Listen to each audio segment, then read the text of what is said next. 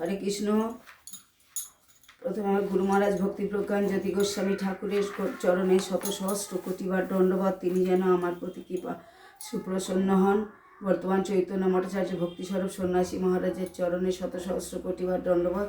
তিনি যেন আমার প্রতি কৃপা বর্ষণ করেন।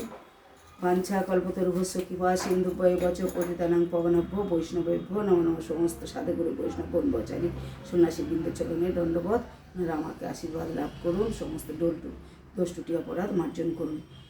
বাঞ্ছা কল্পতরুভস্য কৃপা সিন্ধুভ্যয় বচ পতিতানাং পবনভ্য বৈষ্ণবেভ্যো নমো নমঃ। শ্রীকৃষ্ণ চৈতন্য প্রভু নিত্যানন্দ শ্রী অদ্বৈত গদাধর শিবাসাদি গৌর ভক্তবৃন্দ। হরে কৃষ্ণ কৃষ্ণ কৃষ্ণ হরে হরে, হরে রাম রাম রাম হরে হরে। নারায়ণ নমস্কৃত্যং নরশ্চৈব নরোত্তম দেবীং সরস্বতী ব্যাসিং তত জয় মুদীয়য়েৎ।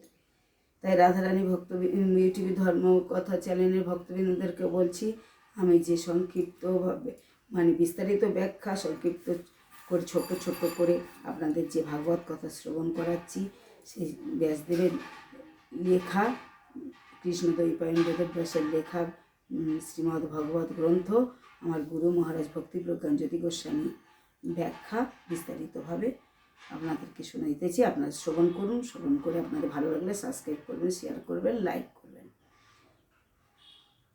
এবার 32 থেকে 35 নম্বর শ্লোকে, তারা নিঃসন্দেহে ভগবান যারা পরম আনন্দ সহকারে তোমার অপার্থিব লীলাদি শ্রবণ করে আবৃত্তি করে সংসার প্রশংসা ও স্মরণ করে, কারণ তারাই অবিলম্বে তোমার পাদপদ্মে দর্শন পায়। কুন্তী দেবী যে প্রণাম শ্রুতি ভগবানের কে করছে, সেইগুলো পরবর্তী অংশ আবার বলছি। ও তার ফলে তারা সীমাহীন জন্ম মরণ চক্রের রীতি টানে।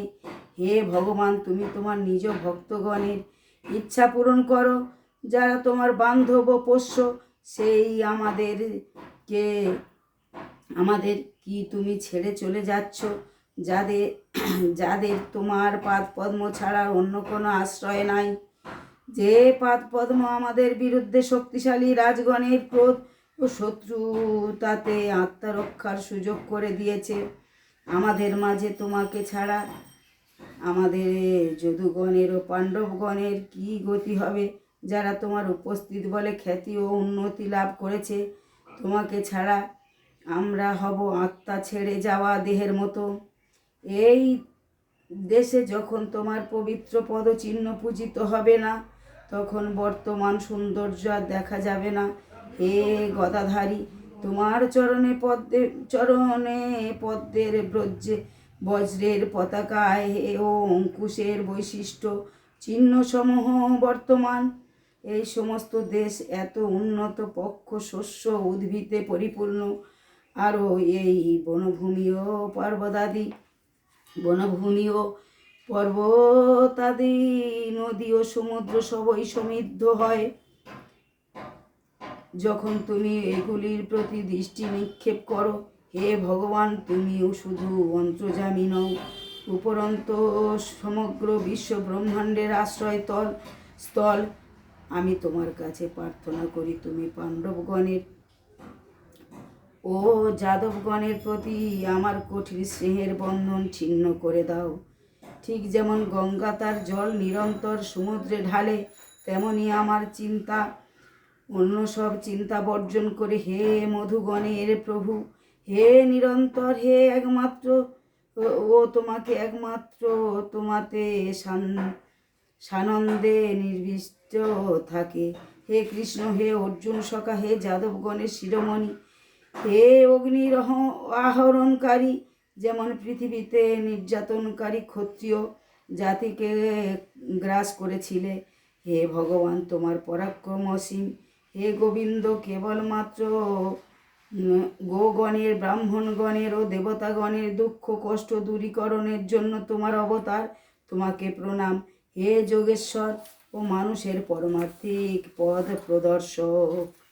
এর পরবর্তী অংশে আবার শ্রবণ করাবো 36 থেকে 43 নম্বর শ্লোকে। এই পর্যন্ত ভাগবত কথা কুন্তী দেবীর প্রার্থনা, ভগবানের কাছে আবেদন এবং প্রার্থনা বিনীত নিবেদন, সেটা আপনাদেরকে শ্রবণ করালাম। আপনারা শ্রবণ করে ভালো লাগলে সাবস্ক্রাইব করুন, শেয়ার করুন, লাইক করুন, সঙ্গে থাকুন। বাঞ্ছা কল্পতরুভ্যশ্চ কৃপা সিন্ধু ভৈবচ পতিতানাং পাবনেভ্যো বৈষ্ণবেভ্যো নমো নমঃ। নারায়ণ নমস্কৃত্যং নরস্যৈব নরোত্তমং দেবীং সরস্বতী ব্যাসেন ততো জয়মুদীরয়েৎ। তমাদিদেবং করুণানিধান তমালবর্ণ শৈশুতবতরং অপার সংসার সমুদ্র সেতু ভজমহে ভগবত স্বরূপম। হরে কৃষ্ণ।